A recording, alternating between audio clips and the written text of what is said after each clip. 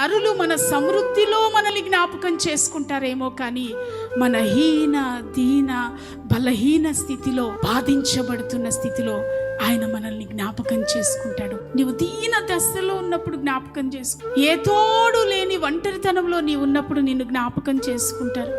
అనవసరంగా ప్రక్కవారు లేనిపోని మాటల్ని మనల్ని అంటూ, మనల్ని అవమానపరుస్తూ, మనల్ని నిందిస్తూ, మనం బాధపడేటట్టుగా చేస్తూ ఉంటారు కొంతమంది.